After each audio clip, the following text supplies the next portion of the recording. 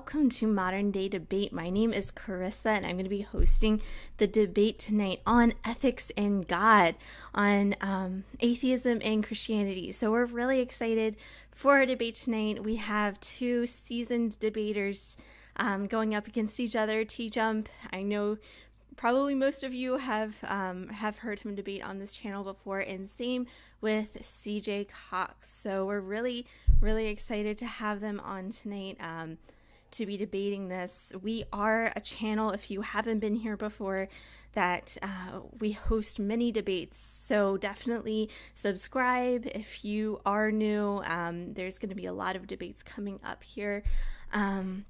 So the structure of tonight's debate is going to be 10-minute openings, followed up by about an hour of open discussion, and about 30 minutes of question and answer. So if you do have a question that you really want it to be answered by either of our debaters tonight, feel free to go ahead and fire it into the super chat for a guaranteed answer. And without further ado, I'm going to go ahead and let our debaters introduce themselves. If you like our debaters, they have their links in the description box below, so you can definitely go and check out more of their content. Also, be sure to check out the debates they have on our channel as well. So definitely look into those. TJump, I'll go ahead and start off with you. What will people be able to find on your link? I'm TJump. I run a YouTube channel, youtube.com/TJump. I have conversations with apologists and academics about reasons to believe in God, usually. I just show how it's easy to debunk all the different apologist arguments at every academic level. Check out my channel. Very cool. Thank you. And CJ, what will people be able to find at your link? Yeah, thank you. So I'm CJ Cox. I also have a YouTube channel called The Synagogue, a portmanteau of cynic and synagogue. So far there, I do a podcast on news and geopolitics and a second podcast on apologetics. And yeah, that's the gist of what I have so far. I don't usually tend to post debates because I tend to do debates on other people's channels, but I'm going to start getting in the habit of posting debates because they always say I have the rights to. I just kind of never do. Gotcha. All right. So without further ado, we're going to go ahead and let CJ start with his opening statement. So the floor is yours. All righty, and thank you very much for that. So to kind of point out exactly what it is that I'll be defending today, the position that I wanted to discuss with TJump was basically that I believe not only that the existence of the Judeo-Christian God can justify objective ethics and morality, but that indeed it does, and that nothing else so far, at least that has been postulated in theory or philosophy rather, is even close to getting what I think is a proper explanation. So with that, what I want to point out is a few qualifiers. First off, when I say objective, I do mean objective to human beings, not objective in an ultimate sense. So for example, if moral Platonism were to be true, it would be objective, that the morality would be grounded and therefore objective to all human beings, but in theory, the Platonic object could be different. So it wouldn't necessarily be objective in an ultimate sense, right? So that's the first thing I want to say as a qualifier. The second thing I would like to point out as a qualifier is by God, I do mean specifically the Judeo-Christian God, otherwise known as, which would otherwise be described as a creator God who is the uncaused, first caused, and therefore the ultimate not only moral standard, but probably standard for numerous other things. I do believe this God endows his human creation with what is traditionally known as the imago Dei, but basically just the image of God. And that as a result, we as human beings are able not only to perceive and understand things like morality, but also things like creativity, logic, so on and so forth, which of course will not be the things I'm necessarily defending here today. So I think the first premise in trying to prove something like this is pretty simple, that does morality exist or does it not? Of course it does. Even people who believe in subjective morality do believe that morality exists, right? Secondly, I would postulate that if morality does exist, it can't really be subjective or consequential. What I mean by that is favorite colors, quote unquote, right? They don't exist in any sort of ultimate or objective sense. They are just simply the opinions of whoever happens to be around, right? And so nobody would argue about favorite colors or maybe favorite flavors of ice cream or something along those lines, or just as another way of saying preferences or opinions, right? In the same way that we do have these arguments about morality. With morality, there seems to be something ingrained in humans where we think not only is it true for me, but true for thee as well. We all seem to have an understanding that morality does exist and that it is objective, even if we don't necessarily know what exactly is objective in the moral framework and in our moral conversations.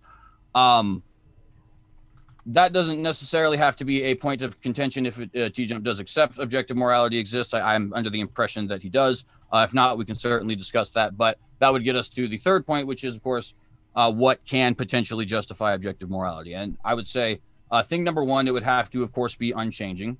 God, in theory, could change, just like a platonic object in theory could change. But the God of the Bible, as described in the Bible, is an unchanging being, and therefore his morals would also be unchanging.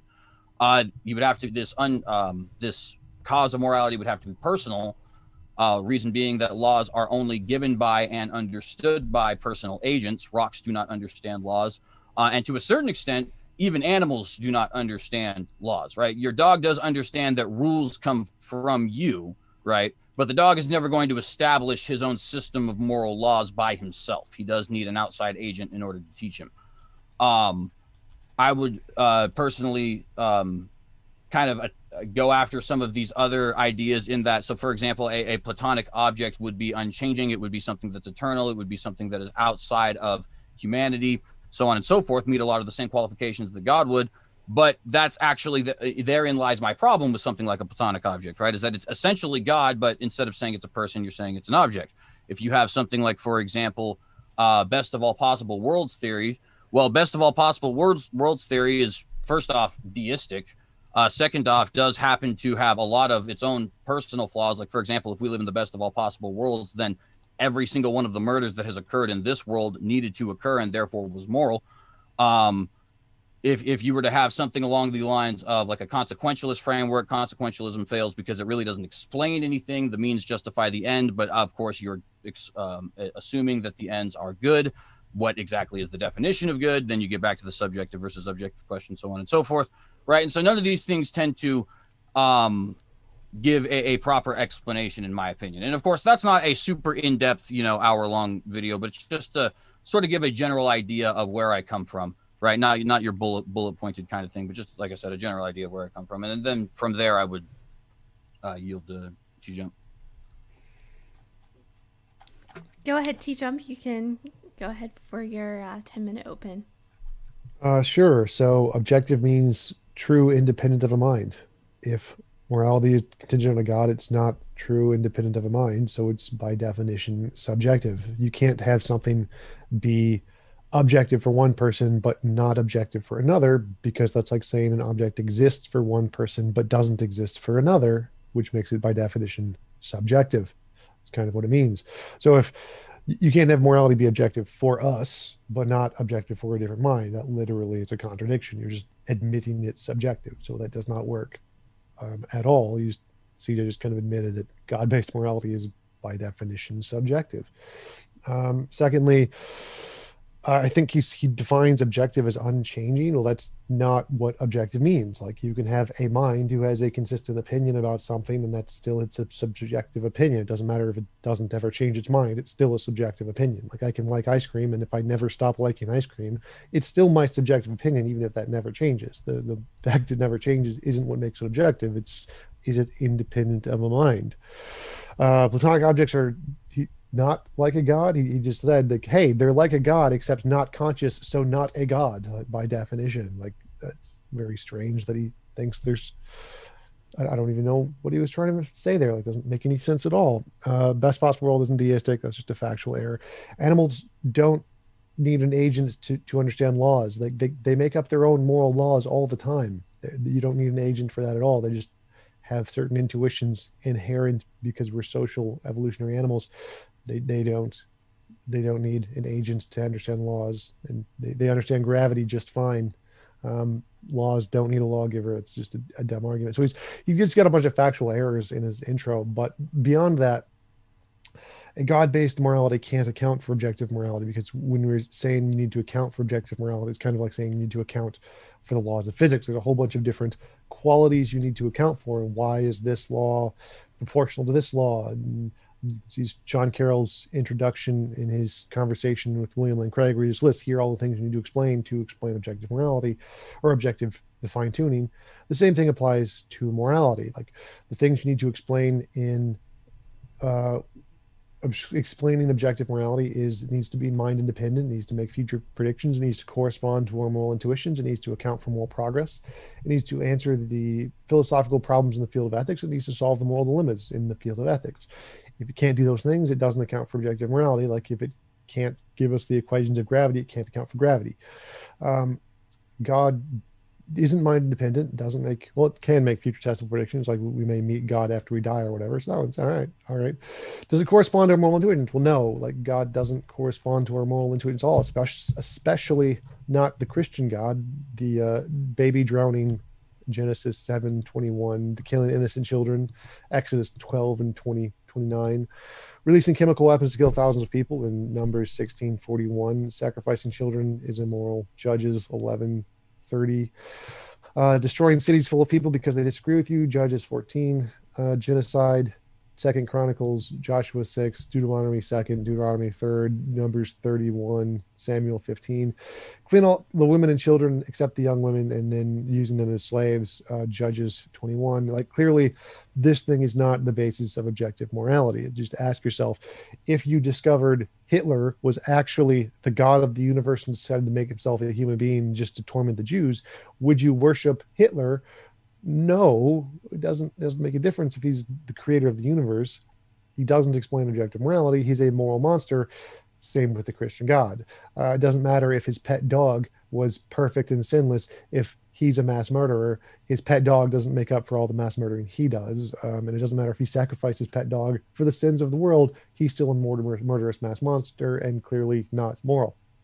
So, no, the God of the Bible does not account for moral intuitions. He's clearly immoral and just obviously not a basis of objective morality. Secondly, it doesn't account for moral progress.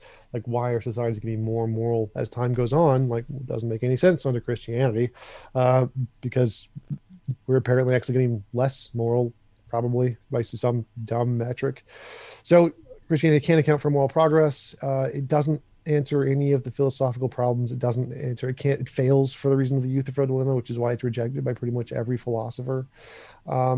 It can't account for G.E. Moore's open question argument. It can't answer questions about where the goodness comes from or what grounds it. It's just made up by God's opinion. So God-based morality fails to answer any of the relevant questions in philosophy. It can't solve any of the moral dilemmas. Like if you have a trolley problem, well, which one should you flip the switch to save the 1 and the 5? Well, depends. What does God say? Well, that's not really an answer. So it can't answer any of the moral dilemmas, because it doesn't provide any objective principles. It just says whatever God says, and that's not actually a moral principle. That's divine command theory. So for it to be a moral principle, it has to say this particular action is more moral than this particular action, not whatever God says. That doesn't tell us anything about morality.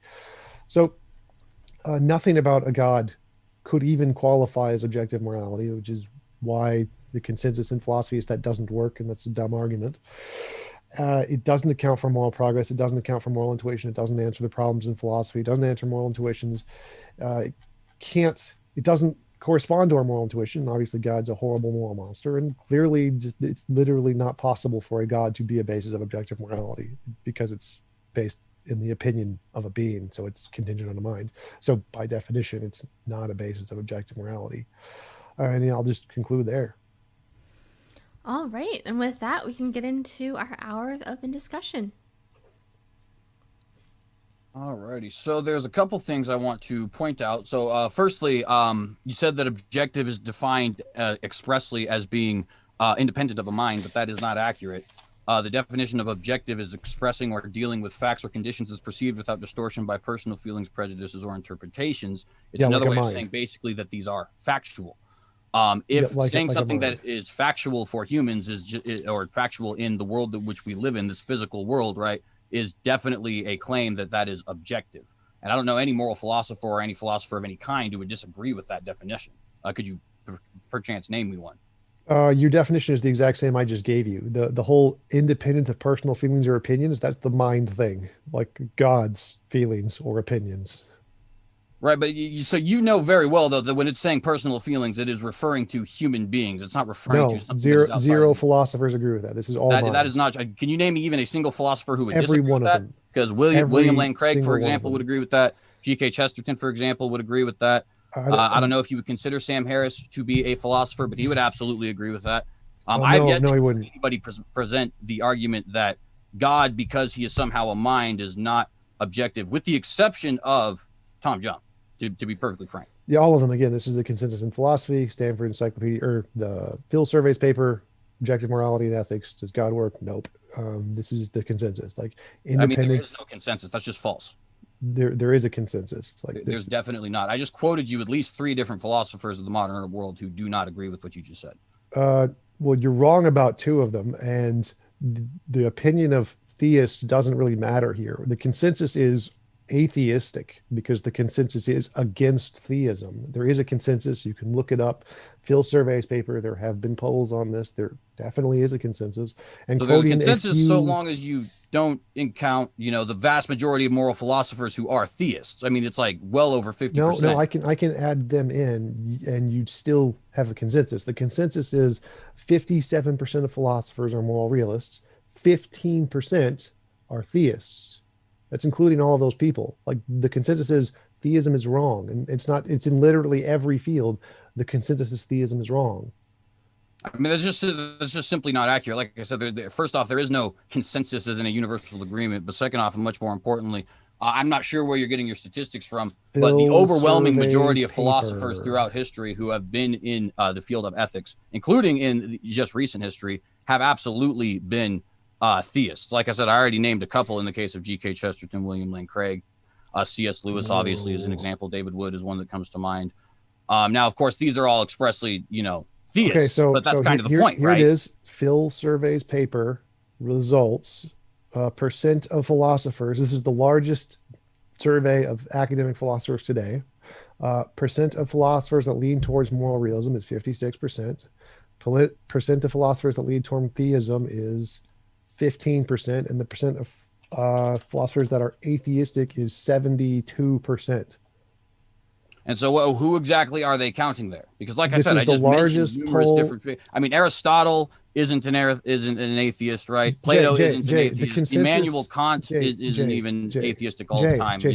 Stop. The consensus is modern philosophers who are living, and the current consensus. We don't say the consensus is the world was flat because most human beings thought the world was flat 10,000 years ago. No one cares. Like Jay, listing a few theists isn't relevant. So yes, the consensus is against you. This is a fact. This doesn't help your point.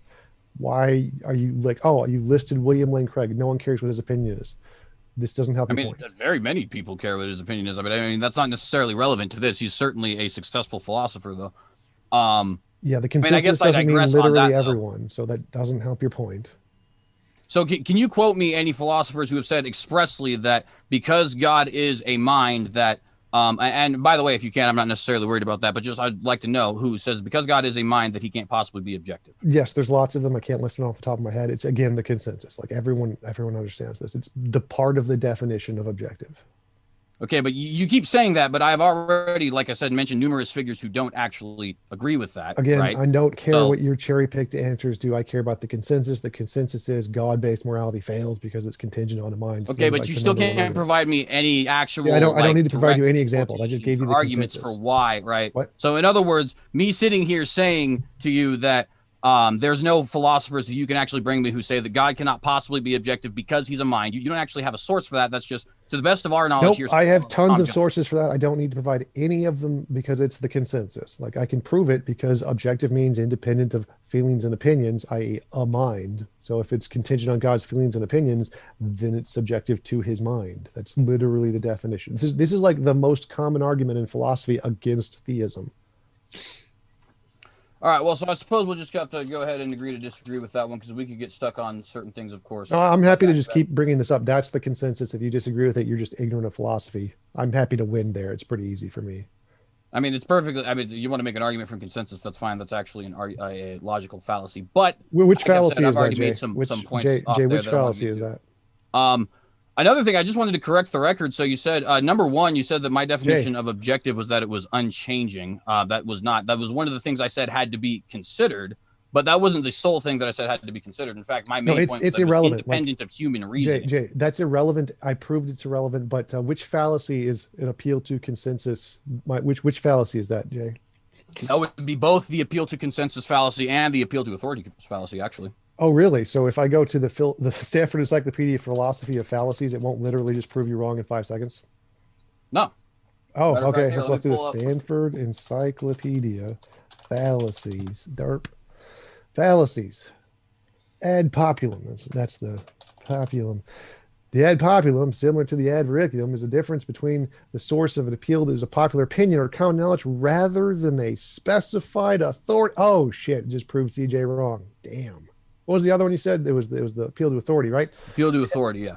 Appeal to the ad vericendium fallacy concerns appeals to authority or expertise. Fundamentally, the fallacy involves accepting as evidence for propositions the pronouncement of someone who is taken to be authority but is not a real authority. Oh, shit. Guess that one proved you wrong, too. Damn. Actual authority. Yeah, that is. Hold on. That is not the way anybody has ever been using the argument from authority. The argument from authority has been expressly that just because somebody is an authority does not actually mean that their argument is correct. That has always been the point.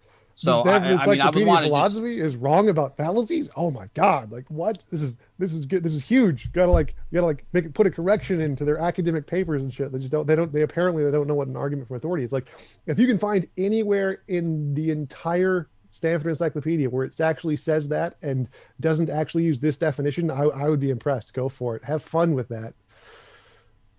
I mean, I guess I'm not entirely sure about the specific Stanford Encyclopedia, but just to give an example, right? So, because you can go, obviously, when you go to Wikipedia, it does actually have the little numbers here, right? That shows you where they're getting their sources, right? Okay. And so so it's saying there's a fallacious argument that concludes that a proposition must be true because could you go to the number? Just go to the number. Obviously, consciously encapsulated as if many believe so, it is so. Now you can obviously go down to here to their, let's see, where is the list of references, right? And you can see where they actually have all of their references down there. Yep. Could you go to the source for me, please, where it says that? Yeah, let's see. So go back. Oh, wait a minute. Here's funny. The argument from on the wiki, the argument from authority, also called appeal to authority or argumentum ad vericandium. Oh, wait, that's what I just read you from the Stanford Encyclopedia. Was that actual argument? For an argument from which the opinion of an authority's topic used evidence to support the argument. So I didn't say that. So again, this is literally showing I'm right here. And I actually have the actual paper from the University of California, which literally says the same thing. It's saved on my Discord where I can actually find it for you. It also says it's not fallacious if it's a actual authority, because that's the consensus again on the topic. So you just don't know what the fallacies are. You don't know what the field is. You don't know anything about the topic pretty much. So would you conclude then that if the consensus of a field did say a certain thing, like for example, if in the 1700s and the consensus of the medical field in Britain declared the miasma theory of disease was correct, would you then say that therefore that means that's correct? I would conclude that's good evidence to believe it at the time period. So, but is it therefore that means it's correct, right? Because that's supposed to be the whole point of a logical fallacy, is that it's not necessarily a bad argument, but it doesn't actually prove the argument you're making. Right? No, if it's like a definition, here's how we define something, then the field literally gets to define it, like, because that's how definitions work. Like, it's not like there's an objectively true definition of objective. It's how we use the term. It's not. Okay, like, but that's not actually answering my question though. Would you conclude that is, miasma, Jay, that's literally the miasma answering your theory of question. disease was correct because there was a consensus of scholars in the field that said it was correct? Jay, that literally just answered your question. If the truth of the word is contingent on how we use it in philosophy, then yes, the majority of how people use it does determine if it's true. Like that's what makes definitions true. So we're not asking a fact about reality here. It's not like we can discover the term objective or the definition of objective hidden under a rock. The term means what we use it in philosophy. So if the majority of philosophy use it in this way, then yes, that's the consensus. It is objectively true. This is what we mean by the word. Okay, so but that's apart from the question that I'm asking right now. What I'm asking is, Would it be accurate reasoning to say in the 1700s that miasmatheria disease is correct because there is a consensus of scholars in the relevant field? Yes or no? Inductively, you could confirm that if you had no other basis of evidence. Okay, but the answer is obviously no, because miasmatheria disease is incorrect, right? Which is why you are not trying to answer yes or no. I mean, obviously, you're dancing around this question because you know the theory is not correct. And if So you were this is to called the buy Galileo into fallacy, the consensus of the authorities at the time, no. right? So this is called then the you would be Galileo buying into fallacy. Hold on. something I'm sorry, true. TJump. Let's let CJ finish his point, and then we'll get right back to you. Go ahead, CJ. Well, I was just saying, I think I had just finished there. I was just saying that if you were to buy into the consensus at the time, consensus of relevant authorities at the time, you would be buying into a theory that's just not accurate. Yeah, so this is called the Galileo fallacy. Only ignorant people make this because it's like saying, well, maybe is it reasonable to believe that heart disease is lethal and you should go to a doctor if most doctors believe it? They could be wrong. Oh my God. Like, yeah, they're right. The modern consensus is more well informed than the ignorant people of the past. So believing that what the modern consensus, who bases their beliefs based off evidence and current predictions rather than just dogma and religious nonsense, yeah, it's reasonable to believe what we say today significantly more than what religious people who didn't understand science believed in the past. So there's a difference. I'm talking about between religious those. people. We're talking about professionals. No, ignorant religious people in the past who believed miasma and other stupid theories were not reasonable to believe because they believed things based off of religious dogma instead of evidence. Today, we believe things based off evidence, so believing the consensus is far more reasonable. That's why it's a Galileo fallacy to say, oh, but the consensus was wrong in the past. Like, it not relevant to the conversation. Well, hang on. I'm not saying because the consensus was wrong in the past, it must be wrong now. I'm saying that is just, it's not. You can't conclude because of a consensus that therefore something is accurate. It's just not it's evidence. Correct reasoning. Evidence. If you concluded that, you would be wrong the vast majority of times throughout history. You can never prove anything with certainty. It's just evidence. It's good evidence. Yes, it is good evidence that if doctors think heart disease is lethal, you should believe it's lethal. You should come to that conclusion based off of the fact doctors believe it. You should come to the conclusion that engines need oil to run if all of the engineers believe it. Yes, it is reasonable to believe that what the majority of the consensus believes is probably true about reality. That is reasonable. See, personally, I would disagree. I would say that it is reasonable to follow evidence where evidence lies. Human beings have agendas, and agendas can definitely persuade people towards certain things. I can give just a really simplistic example in the NFL, right? A lot of people had, and it wasn't like it's obviously a big deal, right? But people didn't believe in the idea of the running quarterback. You had to be a drop back quarterback. That consensus, which was done by experts in the field, was wrong, as recently displayed by the fact that virtually every young quarterback is mobile. Now, that's obviously a small, irrelevant, and not very important example, right?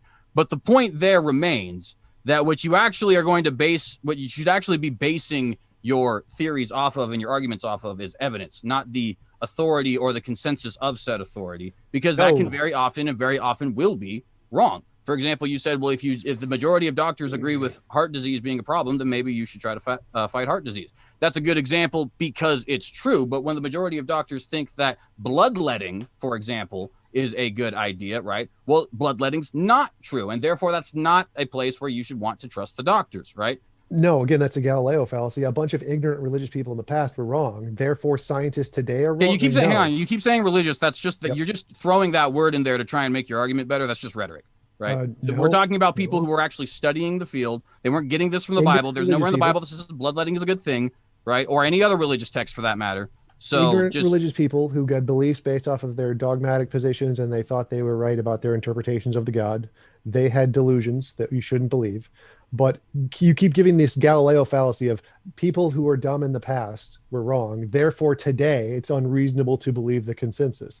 That doesn't work. That's a Galileo fallacy. Secondly, when you appeal to motivation, that's an appeal to motive fallacy, saying, people have biases. Therefore, we shouldn't trust the consensus of experts like doctors. Clearly, that's wrong. Nothing you're saying here all of it's just factually wrong. Like I can just list appeal to consensus fallacy, Galileo fallacy. It's one of the qualities of pseudoscience to blame a global conspiracy or a bias in some group of experts. It's not a global conspiracy theory. It's the simple fact of the matter. People do have biases, right? Yeah, that doesn't mean that they're necessarily untrustworthy. It just means that these sort of things need to be taken into account and that human beings by themselves that's what science not be does. Considered the authority, but the evidence itself. That's what science does. Science takes into the biases and gets rid of them. That's kind of the point. That's why it's reasonable to trust the consensus, because it takes account of of that. So again, it's a pseudoscientific conspiracy theory to say the consensus has a bias, therefore I don't have to trust what their position is. So no, it is reasonable to believe the consensus in modern day about pretty much everything, like pretty much everything. So if you're rejecting the consensus, it's just like rejecting that your doctor tells you it's unhealthy to eat fat all the time because you're going to gain weight. Like that's your argument here. We should reject the experts because of your feelings. You're the one with the bias. Not accurate. So in fact, your argument, that's exactly what you're saying. So that's again, literally none of not. this, My none argument of this, is saying that you need to take the evidence Jay, into shut up account, and stop not interrupting. just simply what people Shut are up and saying. stop interrupting, Jay. So again, your argument is just insanely stupid. Like it's saying don't trust your doctors. That is your argument here. No, it isn't. I'm giving you the exact definition in the field. I'm giving you the consensus, the best expert in the field. And no, you do not trust evidence because you're not qualified to look at the evidence. The experts are qualified to look at the evidence and evaluate whether it indicates one conclusion or the other. Not you. You're ignorant of the field, as I've proven in like 10 different cases over the past 5 minutes. They're qualified to assess this. You're not. So this doesn't help your case at all, and it doesn't have anything to do with morality. I'm just telling you, this is what the field says, this is what the experts say, or this is how they use the term, which is objectively the case because it's literally how they use it. So it's true, this is how they use the term. And so this you just got it wrong in those cases. But again, none of this helps your case for objective morality. Like this doesn't help your case. This is what the experts say, this is how they use the terms. Whether so far, the only case you provided for me is that there is a consensus of experts that says that objective morality can happen without a God. So quite literally, this is actually expressly related to the point. I just want to point that out. And by the way, I understand that this sort of thing is somewhat frustrating for you for some reason, but the simple fact of the matter is I have shown here that just because the consensus of a group of experts happens to be one way, that does not mean that that is the actual facts. Right. And you can say, well, you're not qualified, this, that, and the other thing, but that doesn't change what is the actual facts, which is the consensus of a certain field does not equal factual argumentation. It's just simply not the case. That's the Galileo fallacy. So that proves you wrong again. Like we could all be in the matrix. So the experts of geology could be wrong. It doesn't make hold on, because I need to correct you there, because you keep saying because the consensus could be wrong and therefore I have some level of skepticism about a consensus. That means that I am concluding everybody needs to have a skepticism of every single consensus. But that is just simply not the case. Just because I might be skeptical, for example, about whether or not doctors are right about the medical benefits of marijuana, that doesn't mean that I might be skeptical about whether or not doctors are right about the current theories on, for example, heart disease, right? Those two things can be completely unrelated from each other. Right? Just because I'm skeptical of one consensus doesn't mean I have to be skeptical of all consensuses. That's just wrong. I never said you did. That's a straw man. You literally have expressly said the argument that you're giving is that you shouldn't trust your doctor, and I have not said anything close to that. Right. That's not literally your argument. That's an analogous argument. So you're claiming that the people who are most qualified in the field, who understand the arguments, who literally define how the terms are made, their opinion on how the terms are made doesn't matter because, well, they could be biased because your position is ridiculous. I'm not saying that it doesn't matter. I'm saying it's not an argument. It literally is an argument. That's the same thing. Matter and is an argument for the case. Same thing, Jay. Oh my God. It's simply not. Like I have said, I have shown here expressly, and quite frankly, anybody who's honest in the audience can see it. I have shown here expressly that the consensus of experts in the relevant field does not equal truth. So we can just go ahead and move on from that. I want to point out also, you just evidence, not truth. So again, the fact that it doesn't equal truth, like again, all of the experts could be wrong about the fact the world is round. We could be in the matrix. So their opinion doesn't equal truth because nothing does. We can't show truth. We only have evidence to indicate the truth. We have justification, and the consensus is a justification. It does count as evidence, which I proved from reading the Stanford Encyclopedia of Philosophy on what counts as evidence. Those are not fallacies to do that. This does count as evidence. So does it prove truth? No. Is it indicative of truth? Yes. This is a good conclusion that you're wrong. In fact, it is 100% proof that you're wrong about objectivity, because that's literally, they get to define how the term is used. So they can prove you wrong on that. So yes, this is relevant evidence that you are objectively wrong about philosophy. and how this term is used, which again, but you haven't even addressed any of the actual points I made that proves that God can't be an objective morality. You're just arguing with the consensus's definition of objective, which doesn't help you. Wanting to change the definition of objective. I mean, I guess that would help you if you could do it. You can't. This is the consensus. You're wrong about that. So move on to one of the actual arguments I presented that God doesn't work. I mean, I've absolutely addressed them, and I mean, if you don't want to address that, that's certainly fine. But we can move on, obviously, to some of these other points. So you said that God does not actually, God cannot be a justification of morality because he doesn't line up with what we would have in our basic moral intuitions, and brought up things like the flood and so on and so forth. Yeah, drowning babies. Right. So that's completely irrelevant. There is no reason that our intuition needs to necessarily be correct. The fact that we have an intuition is really the only argument that I've ever heard theistic philosophers put forward. Not that the intuitions that we do have are, excuse me, necessarily trustworthy. So would your position be that any possible intuition to the contrary of something would indicate that that certain thing is not a moral truth? No, my position is that drowning babies is definitely immoral, and God drowned babies. Right. So what does that have to do with whether or not that's a justification? So in other words, let me rephrase that. So that intuition is definitely contradictory to objective morality. Right. So what does that mean as far as whether or not God is the grounding of objective morality? What does your intuition that is wrong have to do with whether or not God is actually a grounding of objective morality? Because God drowned babies. Drowning babies is objectively immoral. Therefore, God is objectively immoral. Okay. So, I mean, just to play devil's advocate, why is it objectively immoral? Like, what do you have to ground that? Evidence. Such as the evidence of everything in the field of ethics. That's literally the foundation of everything in ethics is drowning babies is for fun is wrong. That's kind of the whole foundation of the field. And if you want to say, oh, that's all, no, the whole field is wrong. First off, you just added a qualifier for fun. That's not what is portrayed in the Bible. So we're going to have to disregard that because God drowns people in the Bible due to judgment, not because it's entertaining to him. In fact, it's expressly said to be the opposite. God is not willing that any should perish. But let's remove that qualifier because you didn't have that qualifier at first. Just the thing of drowning babies. And again, I am kind of playing devil's advocate here because I agree with you drowning babies is wrong. But explain to me in TJump's worldview why drowning babies is wrong. Because it's immoral. That's why it's wrong. It's based off of what? Evidence. What evidence? Well, we have lots of indicators. That is, like our moral intuition is an indicator. Moral progress is an indicator. All of the arguments in the philosophy are an indicator. And if you try to answer it differently, you get wrong answers to the moral intuition, moral dilemmas and moral progress, moral philosophical problems and morality. If you try to answer those questions with a model that says drowning babies is for fun is right, and then you get wrong answers. So any model that adopts that principle is definitively wrong about answering objective morality. So you gave two things there that I could deduce, and correct me if I'm wrong here. Intuition, your moral intuition was an indicator, and moral progress was an indicator. Is that accurate? Moral intuition, moral progress, answering the philosophical problems in philosophy, and answering moral dilemmas. Those are the four different lines of evidence.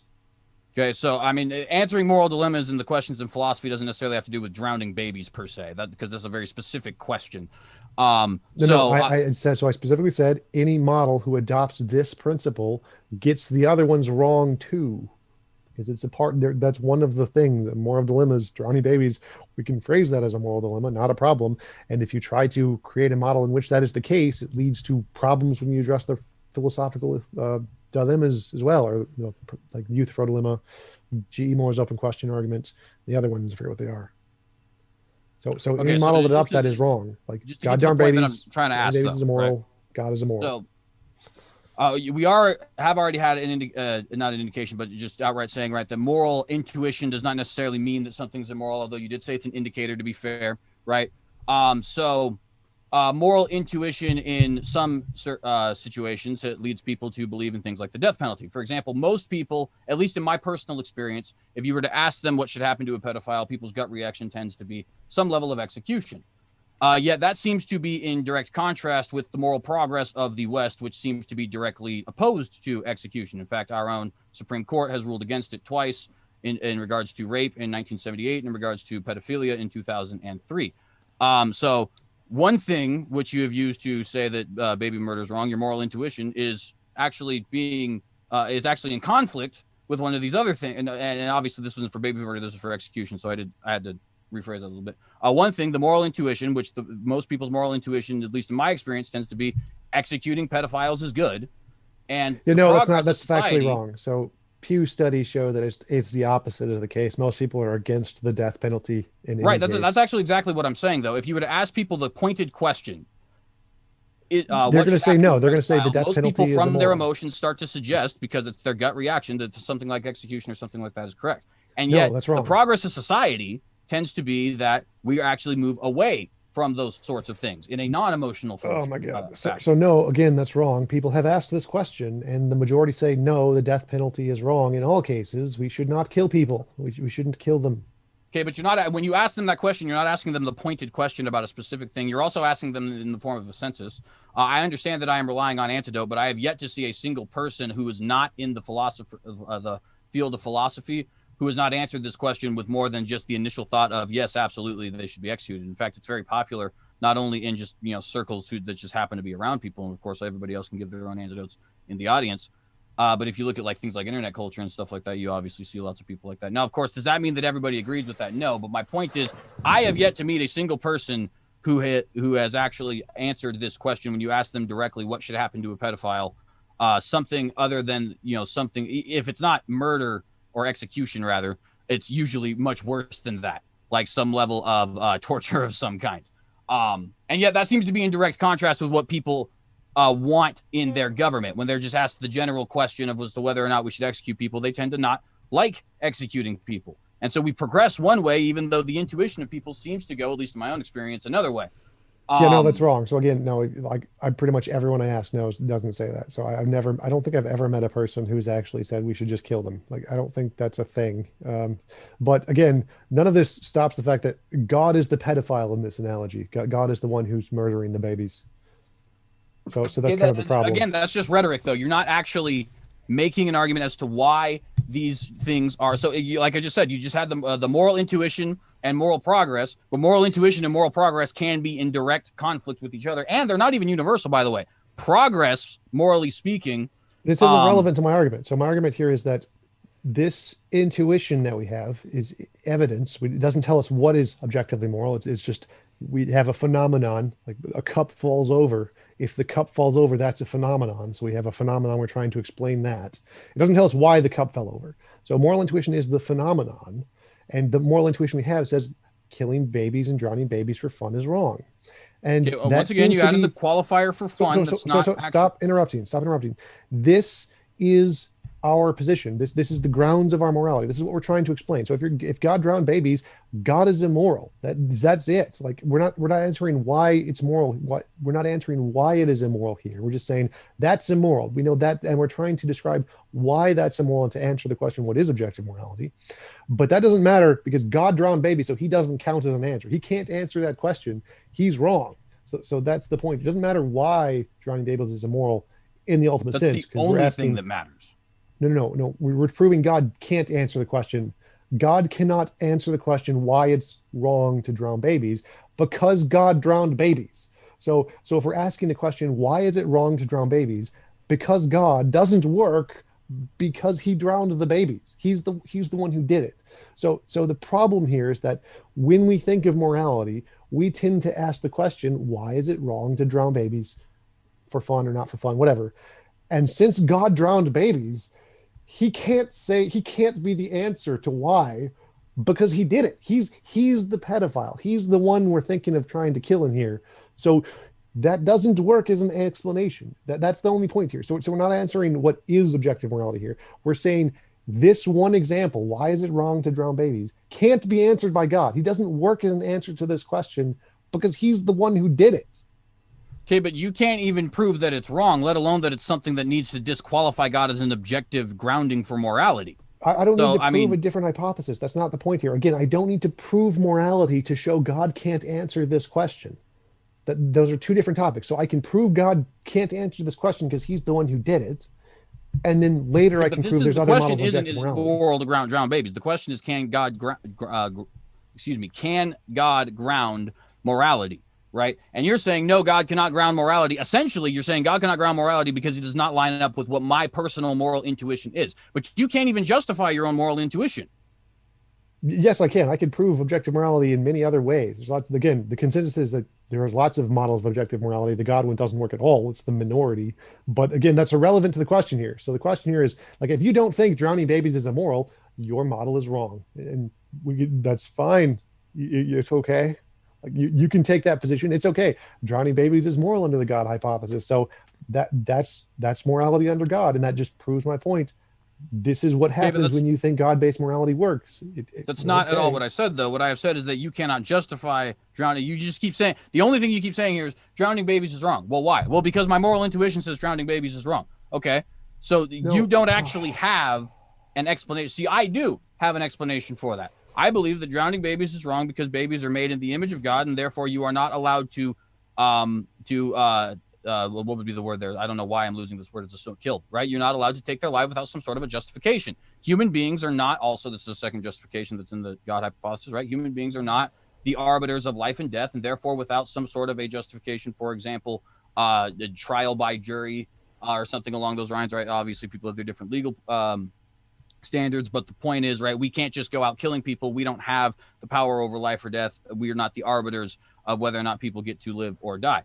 Those are both two things that under the God hypothesis explain why it is wrong to kill babies. But you don't have anything for why it's wrong to kill babies other than my intuition says that it's wrong to kill babies. Wrong again. So you're asking for a different alternative hypothesis to explain objective morality. Like there can be other hypotheses of objective morality that could explain why it's wrong to drown babies. But I don't need that to prove God can't answer the question. So since God drowned babies, he just proved your answer wrong. God literally just showed he is immoral by your definition because he drowned babies. So he can't answer that question. It's like saying God is an objective basis of morality, but it's contingent on his mind. It's literally a contradiction in the definition. So your definition just objectively fails because if you're asking why is it wrong to drown babies, and God is the one who did it, and he's the one grounding morality, that leads to a contradiction. A equals not A. Actually, now, so I can make true. a different. I'd like to point out. One sec. I can make a different hypothesis where I could prove morality tomorrow, and that could give us the grounds. But I don't need that. That's a different topic. The topic here is, can God ground morality? The answer is obviously no, regardless of whether something else does. That's not the question. So that's definitely not the case. Let me explain why. So reason number two that I pointed out is as far as the second reason why drowning babies would be wrong under the God hypothesis, right, is because human beings do not have the authority to take or give life, at least not without some sort of a judicial process or something along those lines, right? God, on the other hand, not only, and this is not limited to Judeo-Christianity, by the way, this is basically any monotheistic religion out there in which morality isn't about what humans do, so it's wrong for humans to drown babies. That's not immorality. I never said that. I said it's wrong to drown babies. Nowhere, human wasn't in there. Morality isn't for humans. Well, that's something that Jay. Hold on. I'm sorry, TJump. You did interrupt CJ, so I'm going to let him finish his point, and then you can go back. Okay. So when I'm just going to mute right now because I need to stay on my one point. All right. So the point there that I was making, that God is the sole arbiter of life and death, right? Means that God, not only is he going to be the sole person who is allowed to take life or give life, but he's also the sole person who does it anyway at any time.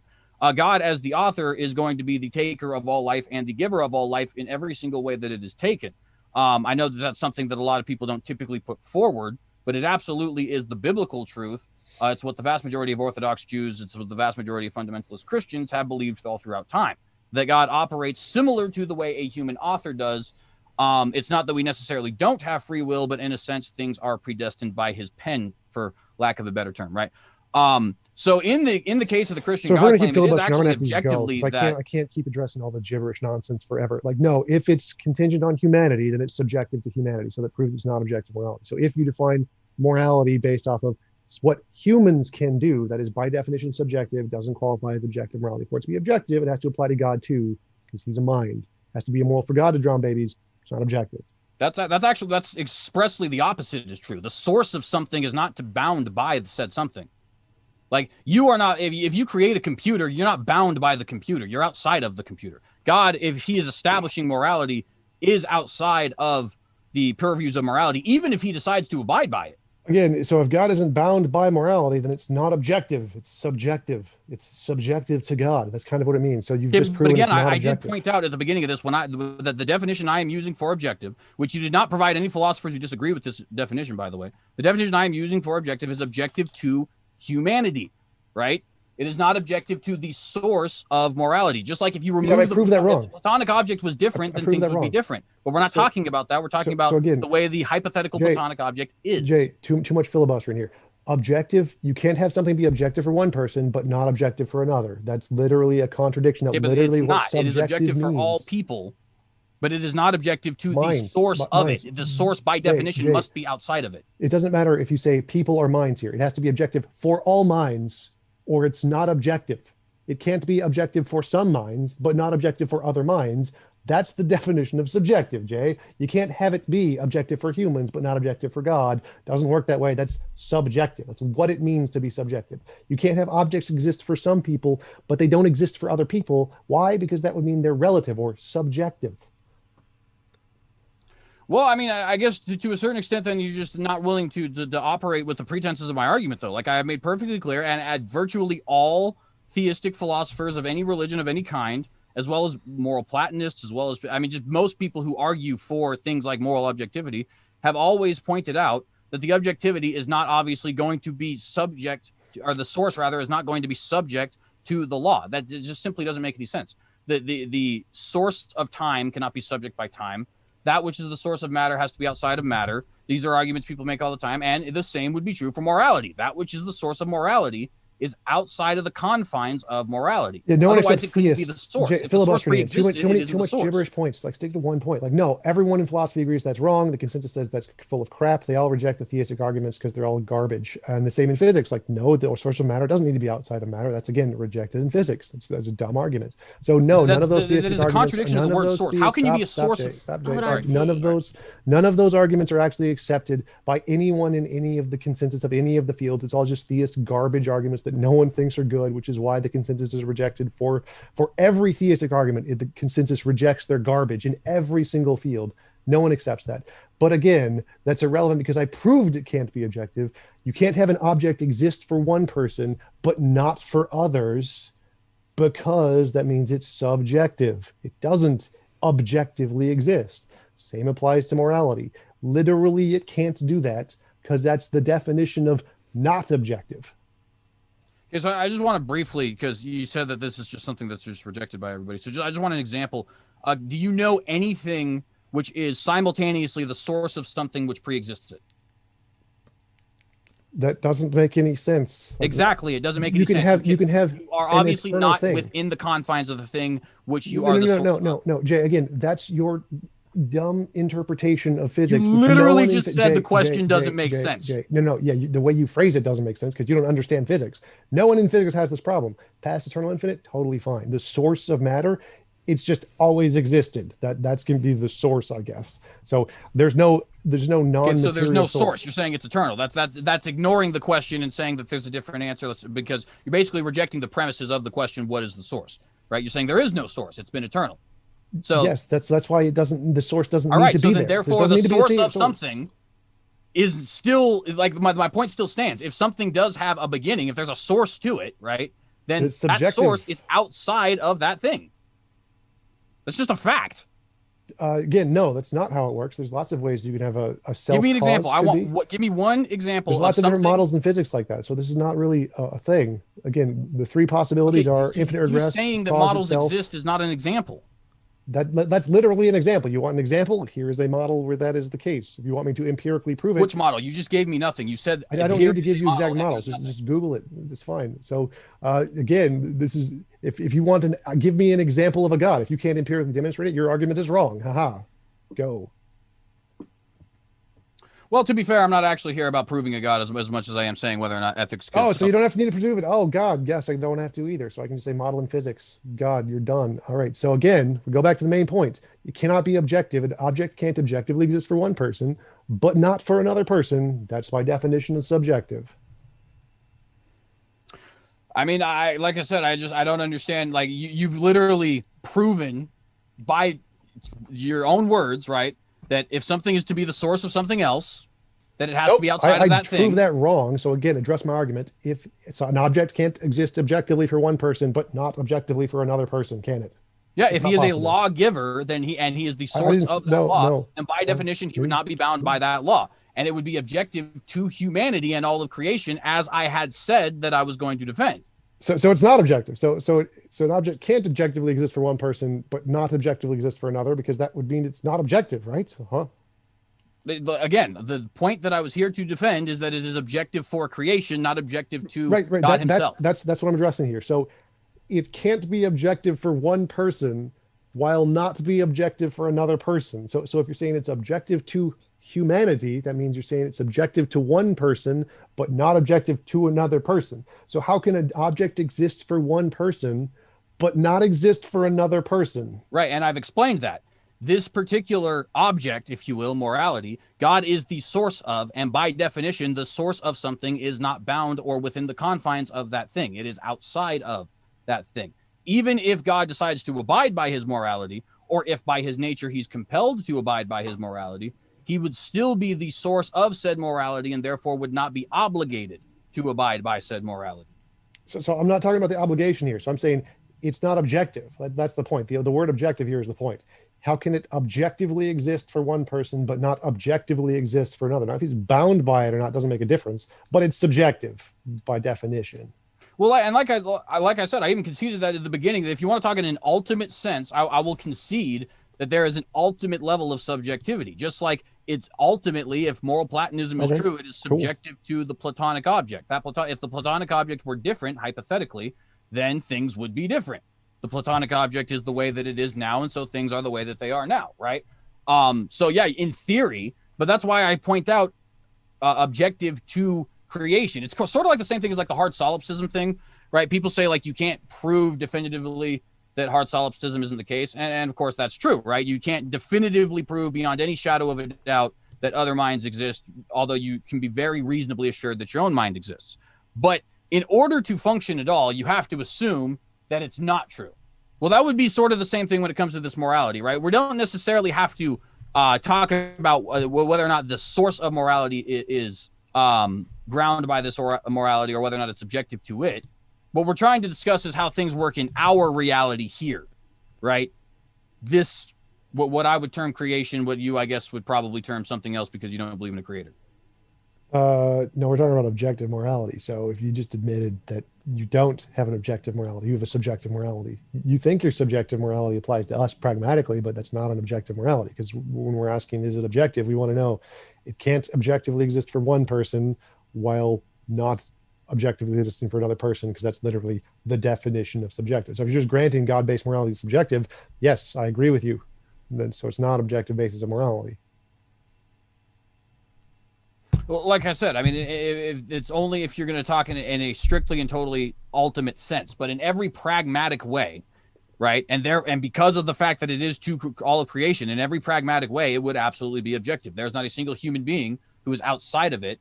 And I don't know of any philosophers who think of this as an issue. Virtually all philosophers I've ever heard understand that, and including the vast majority of ones who debate with other philosophers in this field, right? In debates on ethics and God, they understand the fact that when we are talking about objective morality, we're not talking about whether or not the source of said morality is also bound by it. That's, like I said, that doesn't even. No, that's literally what we're talking about. That's the point of the Euthyphro dilemma, which is the most common argument against the theistic God. So again, it seems like you're using the exact same contradiction of saying, well, how does it objectively exist for one person but doesn't objectively exist for the other? And you're saying, well, pragmatically is just the subjective word again. It's just a different word that applies for subjective. It can't be pragmatic or it can't be objective for one person, but pragmatic for another. It's like the earth can't be objective for me, but just pragmatic for you. Like, nope, not quite how it works. It's either objective for everybody or not objective. It either exists or doesn't exist. Objective, not objective. All right. The number of people doesn't make a difference. So if everyone's okay with it, since DJ, you started off, are you both okay with going to question and answer, or do you? Sure, sounds good to me. What about you, CJ? Yeah, no, I definitely don't mind that. I guess I didn't even realize how long we've been going. Yeah, I feel like we came to somewhat of a conclusion, so I wanted to hop in there when here TJump was able to like kind of give his last word since you started. So we'll go ahead to the questions. First one is from Layman. He says, at Tom, a Galileo fallacy is when an idea is mostly considered wrong, therefore it's true. It's not having an argument against the consensus. You mean mostly considered wrong by the consensus? Like, okay. All right. Next one is also from Lehman. He says, T-Jump, do you believe in consensus theory of truth? Because most philosophers reject it, making it wrong by his own volition. No, I believe in consensus theory of evidence. It's evidence. It's not about truth here. Again, the fact they could be wrong that the world is round, the fact that doctors could be wrong that the heart disease is bad, the fact doesn't mean it's true. That it doesn't prove that it's true that they believe that, but it's good evidence. So again, the truth here is just you don't understand the consensus. All of the experts agree consensus is good evidence. All right, sounds good. Next one is from Caleb. He says abortion or murder supporters whining about God allowing babies to drown and go into eternal paradise is pretty inconsistent. Oh, no, I think abortion is technically murder too. So if there's a conscious being, it's always immoral to kill it no matter what. It's justified. Like if a woman has a person in her that is not consensual, then she has the right to remove that person from her because she isn't all powerful. Like if she was all powerful, can just snap her fingers and remove the child without killing them, then obviously that would be the moral thing to do and not to kill them. But she's not an all powerful God, and she doesn't have the option to remove people without harming them. So because she's limited and human, she's justified in killing the baby to remove it from her. Whereas an all powerful being would not be justified in mass murdering babies just because it felt like it, because it could do otherwise. It could do a more moral thing. It's just an immoral monster. Gotcha. All right. Do you want to say anything about that, CJ? Or because that wasn't directly toward T-Jump.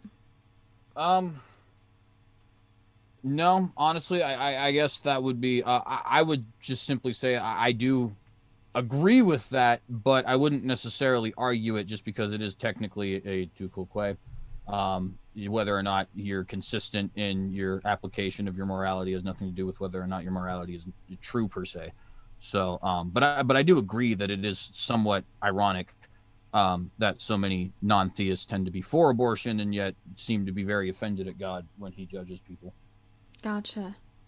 All right. Next one is from Logical, Plausible, Probable. That's Maddox. He says, Epic After Show starts in 5 minutes after debate ends. Open mic, come share your thoughts. So definitely check that out. And I'm pretty sure that's actually all the questions for tonight. I'll double check here. And if not, I will say keep on separating the reasonable from the unreasonable. And there's one more question. That was a lucky little catchphrase to get the one last question. One last question is from Helianthus. They say, if I create a glass cage and put ants in it, the cage exists for me too. I'm just not restricted by it. I think that might be directed more toward T-Jump. No, I don't think so. He's saying that the cage exists objectively for both him and the ants, so it can't exist subjectively for the ants, or objectively for the ants, but subjectively for him. It doesn't quite work that way. It's still objective.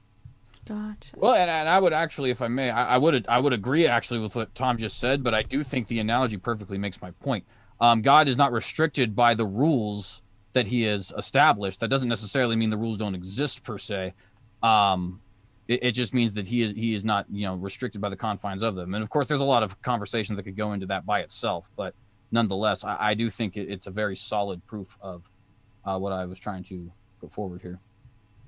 Gotcha. That makes sense.